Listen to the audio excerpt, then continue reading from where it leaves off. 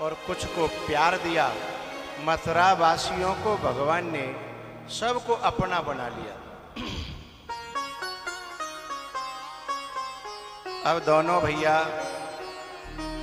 वहां पहुंचे जहां धनुष था, कंस का धनुष, और उसको धनुष के बारे में ऐसी मान्यता थी कि जो इस धनुष को तोड़ देगा वह कंस को मार देगा। दाऊ भैया चलो ने का धनुष देखा में, चलो। तो जहां धनुष था वहां गए दोनों भाई, और वहां के जो चौकीदार थे उनसे कहा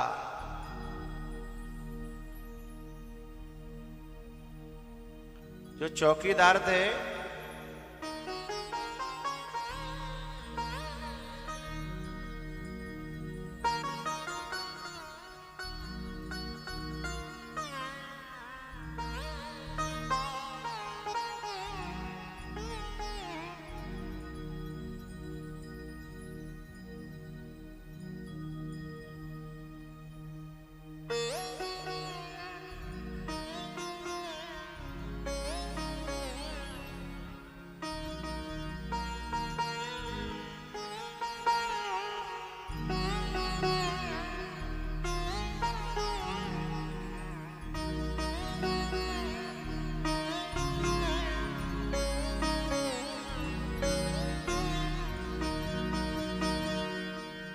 कितना अच्छा लगता है ये दृश्य, अपने माँ बाप की, बड़े बूढ़ों की सेवा करना और वो भी कथा में लेकर के आना, बहुत अच्छा लगता है।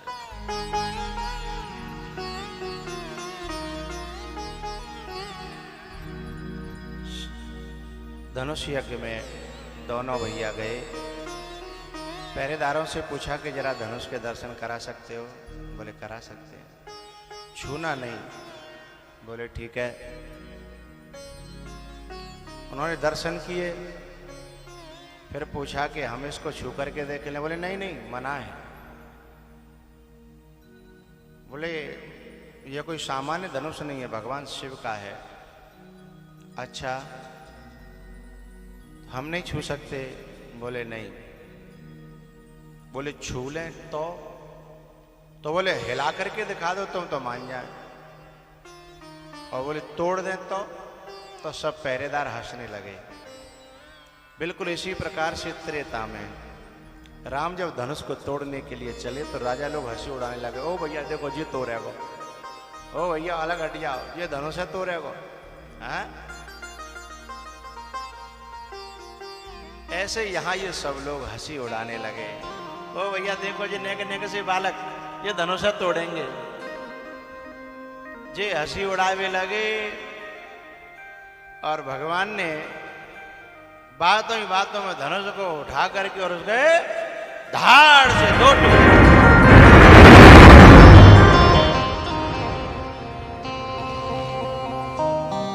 एकदम अफरा तफरी मच गई।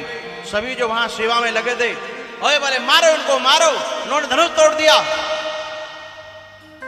भगवान ने कहा दाऊ भैया एक टुकड़ा तुम ले लो, एक टुकड़ा हम ले ले रहे, आओ। और उन जितने वहां देने हम दे दे दे। कछु मारे से कछु मर्दे से, कछु मिले से धरे धूर, और कछु पुण्य जाय पुकारे। दो ग्वाले बलभूर, दो ग्वाला आए हैं, बड़ा बल है उनमें, और महाराज केहू तो मरे डरे हैं और कछु अधमरे हैं, और हम तो जैसे तैसे जान बचा के। कंस ने सुना कि धनुष तोड़ दिया, पक्का हो गया कि वही मारेंगे। अब या कौतुक करके जब रात को नंद बाबा की पास में आए दोनों भैया, नंद बाबा ने कही कि कहूँ लड़ाई पढ़ाई तो ना करी? बोले नहीं दाऊ भैया पूछ लो, हमने लड़ाई के हम तो कहते बोले ना बाबा, हमें तो आपकी इज्जत की चिंता ही, हम ना कहते बोले, हम तो बस सीधी गैल गए और सीधी गैल आए। हम ना कहते बोले बाबा, बोले ठीक है बेटा जी, ये दूसरे को वो है और यहाँ हम अपनो वृंदावन नहीं है। बोले हाँ बाबा, हम कहते ना बोले, हमें कहाँ की जरूरत पड़ी कहते बोलवे की। बाबा बड़े खुश के, हाँ लाला बहुत अच्छा है, वही मैं कह रहा हूँ यहाँ सही ना है, खतरा है यहाँ। भीतर ही भीतर लाला ने कही, ऐसे खतरों से रोज खेलता हूँ बाबा मैं, पर आपको क्या बताऊं।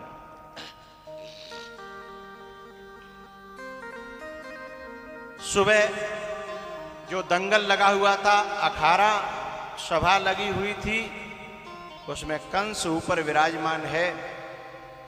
और जैसे ही भगवान अपने कमरे में से निकले तो रास्ते में हाथी उसको पिला करके और पागल कर रखा था लाला को मारने के लिए। और जैसे ही भगवान निकले, दाऊ भैया को गुस्सा आया हाथी के ऊपर। भगवान ने कहा, दाऊ भैया आप रहने दो, आप बड़े भैया हो, बड़े की जरूरत तब पड़े जब छोटे में कछु कमी रहे हैं, आप तो वैसे ही रहो, हमें खिलन दो। तो भगवान ने उसकी सूंड पकड़ी और ऐसे घुमाया और ऊपर फेंका, और ऊपर से आके जैसे नीचे गिरा, सो गोविंदाय नमो नमः। दाऊ ने कहा, लाला बौनी बिगड़ गई है, अब ऐसा लग रहा हो कि अब तो लड़ाई। तो बोले हम का कहो, तो कम में बोले कछु लेके ना आए लाला, कछु लट्ठो फट्टो है।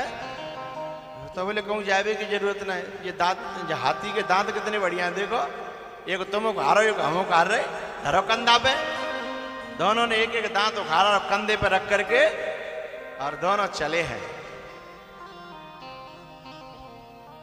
पहुंचे हैं अखाड़े में, वहां 4 पहलवान, चांडूर, मुष्टिक, सल, तोसल, चारों पहलवान बड़े तगड़े तगड़े, और ये छोटे छोटे बालक। कंस ने ऊपर से आदेश दिया कि इन दोनों बच्चों को इन चारों पहलवानों से लड़ाया जाए। चारों तरफ बोले कि नहीं, ये अन्याय है, ये अन्याय है, हैं? ये पहलवान कितने बड़े बड़े हैं और ये छोटे छोटे बच्चे नहीं है, ये लड़ाई ठीक नहीं है। भगवान ने सबको इशारा किया, कोई बात नहीं, कोई बात नहीं, मामा की हमने आज तक सब इच्छा पूरी करी है, तो जा इच्छाएं अधूरी कैसे छोड़ दें। दाऊ भैया तुम 2 छांट लो इनमें से। दाऊ भैया ने कहा, ये 2 मेरे। लाला ने कहा, तो जो ये 2 मेरे। अब दोनों ने, एक ने 2-2 लए, वे 4 और ये 2, और वे भैंसा और ये बहुत छोटे छोटे बच्चे। अभी भगवान की उम्र 12 साल के अंदर है, लेकिन अखाड़े में उतर गए और वो पटक पटक के मारा। एक ने 2-2 को, जब तक एक आवे वो ठाड़ो है पावे तब तक दूसरे पटक आवे, और जब तक वो ठाड़ो है पावे तब तक जाए।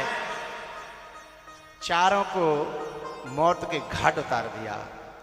अब कंसु घबरायो, वह समझ में आई कि वो नंबर हो मेरो ही है।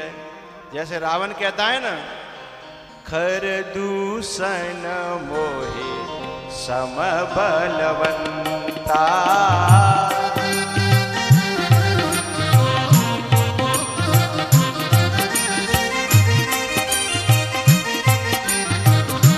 खर दूषण मोहे सम बलवंता,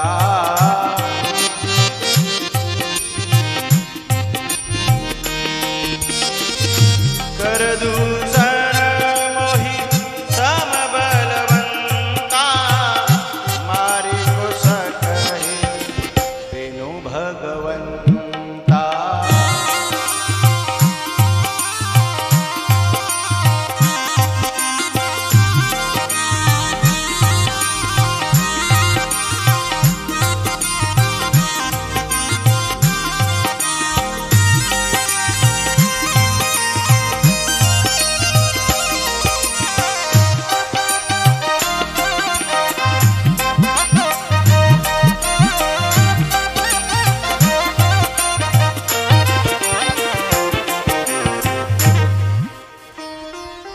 कंस ने कन्फर्म कर लिया कि जब ये मारे गए हैं तो बचने वाला मैं भी नहीं हूं। कंस ने कहा इनको पकड़ो मारो। अब पकड़े को जब पहले 4 मरे पड़े हैं तो अब काऊ की हिम्मत है? अब तो वो पकड़ेगो जा खुद मरने की चिंता नहीं होगी और जान किसको प्यारी नहीं है। अब कोई नहीं पकड़े तो दोनों ने कही कि मामा कोई ना पकड़ रहो, चिंता मत करो, हम ही आ रहे, तुम ही पकड़ लियो। और धीमे धीमे राजगद्दी की तरफ और दोनों भैया चढ़े। बोले मामा ठीक ठाक हो? अब मामा को पसीना ऊपर से नीचे लथपथ। अरे साहब, एक मामा के इधर खड़े हो गए, एक मामा के उधर खड़े हो गए दोनों। अब मामा इधर देखे। मामा ने सोचा कि भागना चाहिए और जैसे ही वो भागवे को भयो और नीचे पैरों में एक एड़ लगाई सो मामा मोहके वल।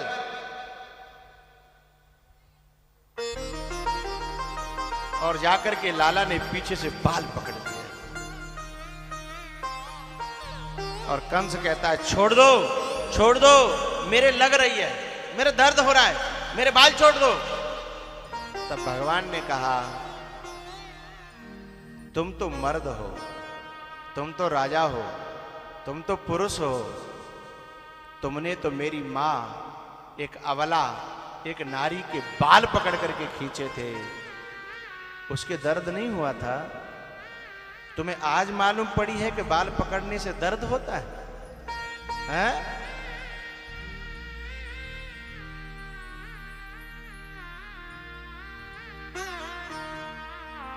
यदि व्यक्ति को ये पता चल जाए कि मेरे इन कर्मों से किसी को दुख पहुंच रहा है तो फिर वो उन कर्मों को न करे, क्योंकि उसे ये पता लग जाए कि किसी दिन ऐसा ही मेरे साथ भी होने वाला है।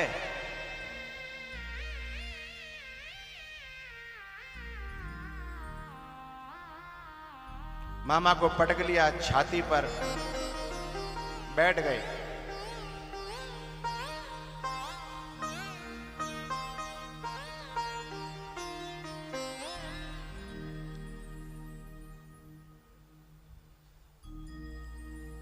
मौत तो बहुतों को मिली, लेकिन कंस जैसी मौत शायद ही किसी को मिली।